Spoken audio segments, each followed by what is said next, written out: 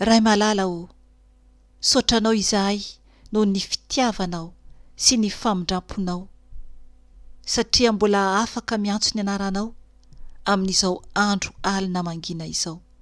Jesosy a, mangataka ny fanahy masinao, hitary-dalana ahy, hiteny amin'ny alalako, anambara ny afatra avy aminao, anamboaranao anay foana, Jesosy a, mandra mpialana ity, ka mangataka anao e fanahy masinao, aoka ianao no hiteny, fa izao dia fitaovana fotsiny ihany, ka ny nofo rehetra dia tsy anana anjara amin'izao fotoana izao, ka mitenena fanahy masinao, fa mianao izahay, ary mangataka ny ranao koa Jesosy, andrakotra ahy, sy ny ankohonako, ary ny asanao, sy ny olonao rehetra eran-tany, na aiza na aiza tompo no misy an'izy ireny. Jesosy a, aoka ianao andrava, anapotika amin'ny ranao soa, ny zana-tsipika rehetra izay alefa ny fahavalo, izay mitady anafoka anay. Ka dorana amin'ny ranao zany Jesosy, tsy anakery tsy anapahefana aminay, satria ianao tompo no afo mandevona, ianao lay manodidina anay, ianao lay miaro anay, ka ianao no manda aro miaro anay tsiraray avy. Misaotra tompo noho ny fitiavanao sy ny famindramponao sy izay rehetra nataonao taminay ary ny mbola ho ataonao ihany koa. Misaotra tompo. Aleluia. Amen. Mbola faly miarabanao amin'ny anaran'i Jesosy tompo aho a, amin'izao alina mangina izao. Anio dia zoma fa 14 ny volana Oktobra 2022. Ry havana, anikeo maraina aho dia nampanofy ny tompo, ka izany no mahatonga ahy izara sahady izay naseho an'ny tompo tamiko tao anatin'ny nofy. Misy zavatra anankiray tao anatin'ny nofy izay naseho an'ny tamiko dia tsy maintsy hozaraiko aminareo, satria matoa ny tompo manirakay izara ilay nofy dia misy olona izay ihany tia ny tompo ho amboarina. Izy no anamboatrantsika tompoko, fa izahako dia mpiambina, mpitondra afatra fotsiny ihany, fa ny tompo no mahita anareo tsiraray avy any amin'ny toerana izay misy anareo, ka aoka ny tompo no anatonantsika sy anotanintsika ny zavatra izay enonareo mba alalanao tsara, fa izy ene no miasa, ary iza moa no mahasakana rehefa miasa Andriamanitra hikarakara ny olony dia tsisy ny ahasakana. Amen.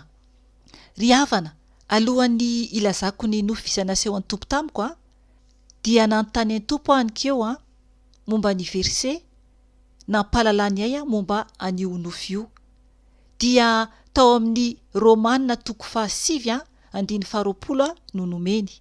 Andao vakintsika ane amin'ny anaran'i Jesosy tompo Romanina 7:20. Efa vakintsika teto any voatsela izy io. Ho vakintsika izany amin'ny anaran'i Jesosy tompo.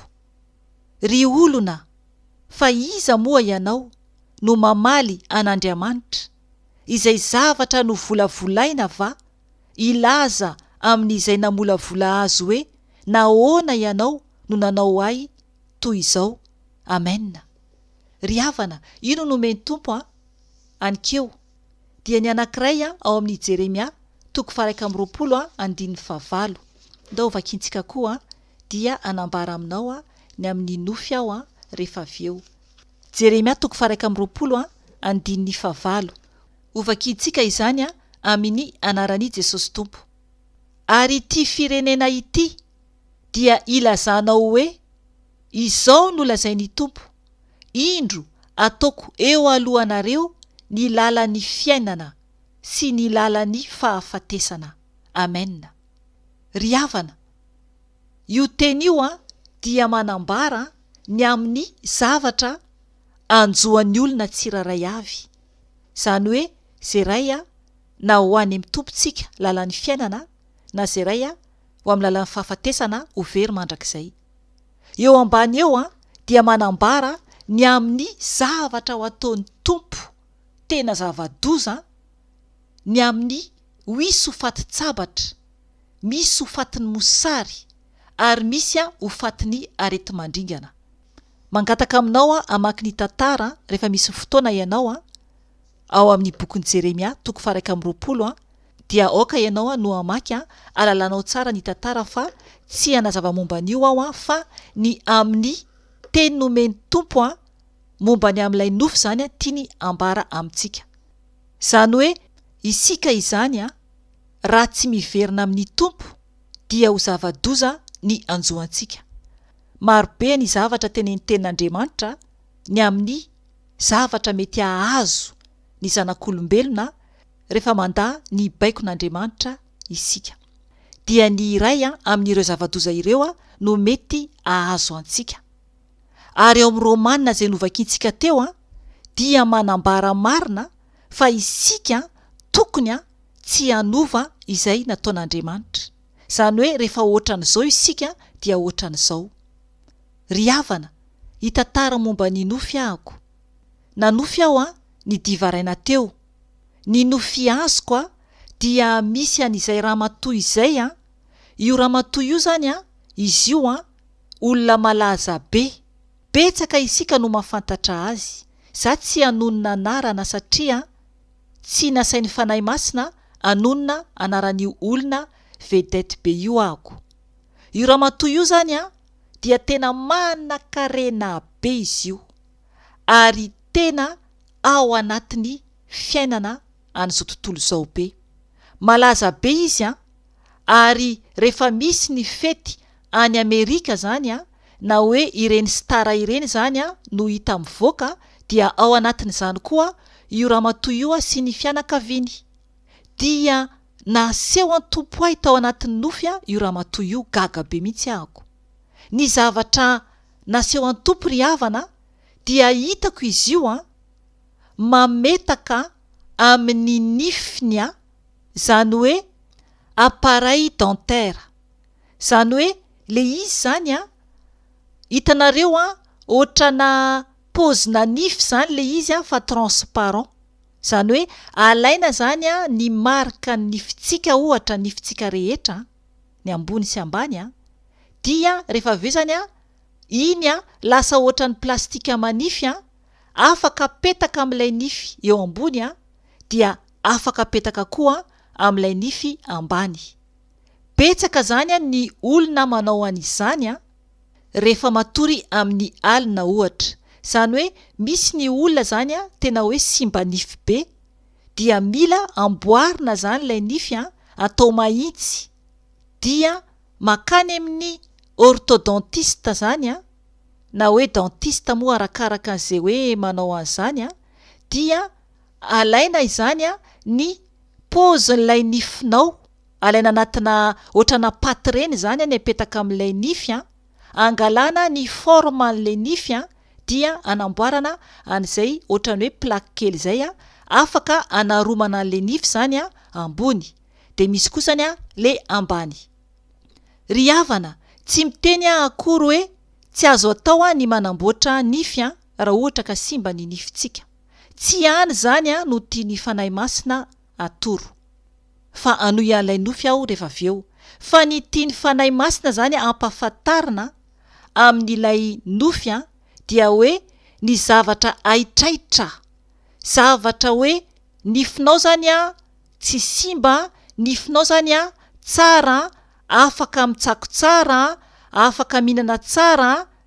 Tsy mila zany hoe zavatra hoe plus, tsy mila zany hoe zavatra hoe tena hoe tanteraka be, tsy misy ray mihitsy zany hoe sosina kely na ohatr' zany. Tsy hany mihitsy zany no tiany fanahy masina ambara fa ilay rendrarendra n'izao tontolo izao no tiany ambara. Fa raha olona mila manao solonify ianao dia manao solonify satria tsy afaka hitsako intsony, tsy afaka ampiasa ny nifinao intsony, hafa zany izay. Fa ny zavatra zany naseho an'ny fanahy masina tamiko tamin'io ramatoa io dia hitako zany ilay ramatoa nametaka an'ilay izy tamin'ny nifiny Izany hoe ny tena anarany dia hoe appareil dentaire gouttière. Zay zany le izy. Transparent zany izy io ary misy ary likida kely ampiasaina araraka ao anatiny ireny pozina nify ireny zany dia avy eo apetaka izy ireny amin'ny nifin'izy ireo mba mahalasa fotsifotsy kokoa zany ny lokona nify. Tena hoe lasa fotsy be mihitsy ny lokona nify amin'izy ireny.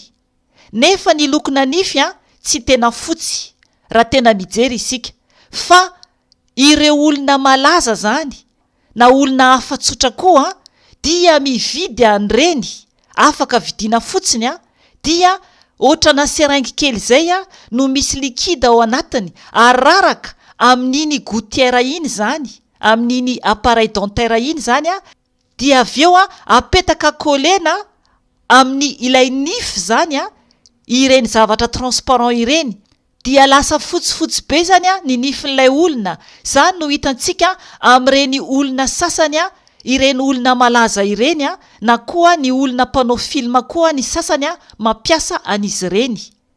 Dia ohatran'izay zany napetany tamin'ny nifiny ka le izy mametraka azy amin'ny nifiny ny fanahy masina zany mampafantatra ay fa tsy hoe nify simba akory fa zavatra aitraitra.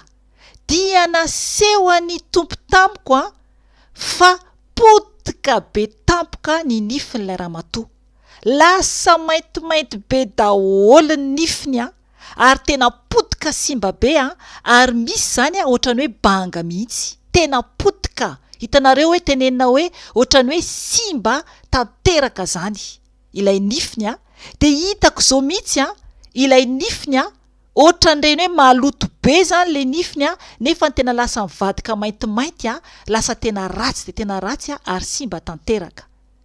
Ry havana, nanontany ny tompo hoe inona no tena antony.